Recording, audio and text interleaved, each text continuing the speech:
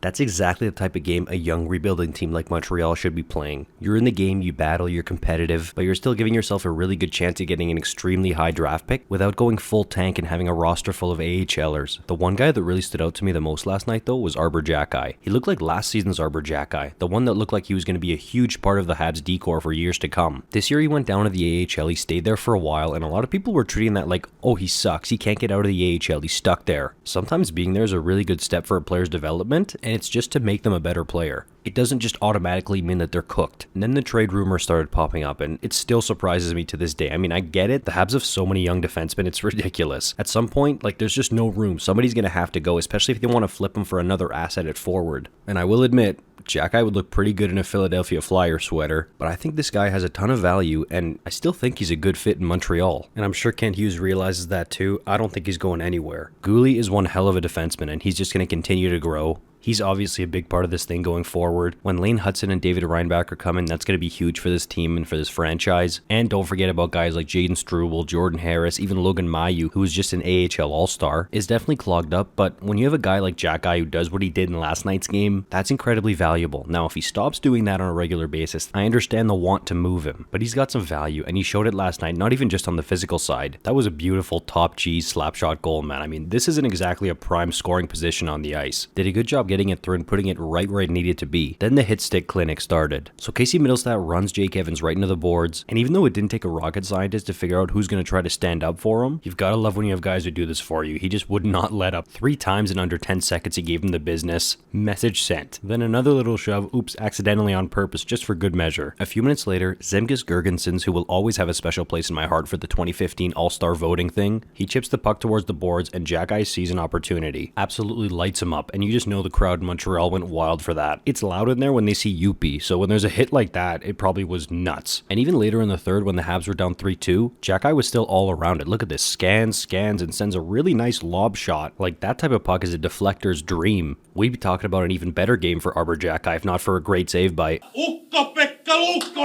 That was awesome stuff. Sabres fans, I want to make more videos about you guys, but man, I wish you guys were in the playoff race right now. That fan base needs Stanley Cup playoff games. They deserve it. Great game by Xhekaj. Martin Saint-Louis gave him high praise in the post-game media. That's how he's got to play. That's how he won the hearts of Habs fans originally last year. That's his game. He's got to keep playing it. Hopefully he does, because it's so much fun to watch, and you just know that the fans in Montreal, they really appreciate a player like that. Let me know your thoughts in the comments down below. I'll see you in the next one. You're awesome.